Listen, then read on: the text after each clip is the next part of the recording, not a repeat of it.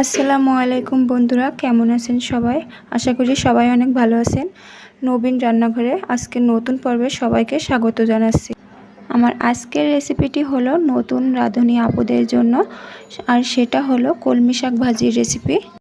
আশা করছি আমার এই কলমি শাক ভাজির রেসিপিটি নতুন রাঁধুনি আপুদের অনেক উপকারে আসবে। তো চলুন তাহলে মজাদার কলমি শাক ভাজির রেসিপিটি দেখে নেওয়া যাক।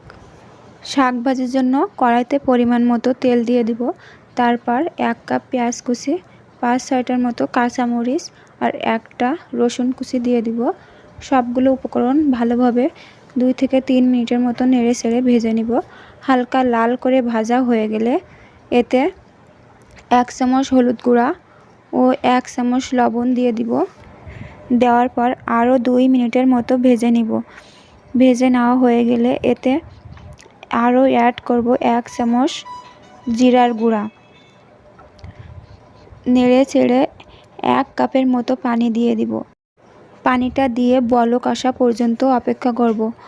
পানিতে বলক চলে আসলে এতে আগে থেকে কুচি করে কলমি শাকটা কেটে রেখেছিলাম, আমি কুচি করে কেটেছি, আপনারা চাইলে বড়ো করেও কাটতে পারেন। এবার কলমি শাকটা দিয়ে ভালোভাবে নেড়ে চেড়ে ঢাকনা দিয়ে 10 মিনিটের মতো রান্না করে নিব। ঢাকনাটা উঠিয়ে দেখুন আমার ঝোলটা কমে আসছে। এ পর্যায়ে আরও কিছুক্ষণ নেড়ে চেড়ে রান্না করে নিব।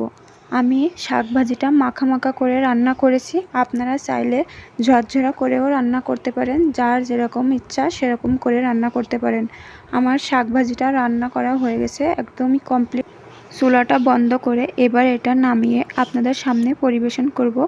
এই শাক ভাজির রেসিপিটা আপনারা বাসায় একবার হলেও ট্রাই করে খেতে কেমন লাগে কমেন্টে জানাতে ভুলবেন না।